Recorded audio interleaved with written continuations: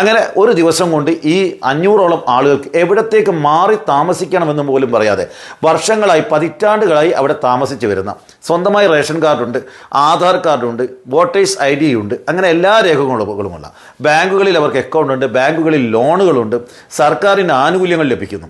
അങ്ങനെ താമസിക്കുന്ന ആളുകൾ, ദരിദ്രരായ ആളുകൾ, വേറെ എങ്ങും വീടില്ലാത്ത ആളുകൾ, ആ ആളുകളെ കുടുംബസമേതം വീടുകളിൽ നിന്ന് ഇറക്കി വിട്ടു പൊതുനിരത്തിലേക്ക്. ഒന്ന് മൂത്രമൊഴിക്കാൻ പോലും സ്ഥലമില്ലാതെ സ്ത്രീകളുടെ സങ്കടം. അവർ മൂത്രമൊഴിക്കാൻ സ്ഥലമില്ലാത്തത് കൊണ്ട് മണിക്കൂറുകളോളം വെള്ളം കുടിക്കാതെ പട്ടിണി കിടക്കുകയാണ്. കാരണം സ്ത്രീകൾക്ക് മൂത്രമൊഴിക്കാൻ നമുക്കറിയാം, അവർക്ക് എവിടെയെങ്കിലും പോയിട്ട് മൂത്രമൊഴിക്കാൻ സാധിക്കില്ല. അതുകൊണ്ട് മണിക്കൂറുകളോളം ആ സ്ത്രീകൾ സങ്കടത്തോടു കൂടി ദ ഹിന്ദുവിൻ്റെ റിപ്പോർട്ടറോട് പറഞ്ഞത്, ഞങ്ങൾ ഇന്ന് വെള്ളമേ കുടിച്ചിട്ടില്ല. കാരണം പലരും വെള്ളം കൊടുത്തപ്പോൾ അവർ വാങ്ങുന്നില്ല, കാരണം മൂത്രമൊഴിക്കാൻ ഞങ്ങൾക്ക് സാധിക്കില്ല, ഒരു സ്ഥലമില്ല എന്നാണ് ആ സാധുക്കൾ പറഞ്ഞത്. ഇത്രയും മനുഷ്യത്വരഹിതമായിട്ടാണ് കർണാടകയിലെ ഗവൺമെൻറ്, അവിടുത്തെ കോൺഗ്രസിൻ്റെ നേതൃത്വത്തിലുള്ള ഗവൺമെൻറ്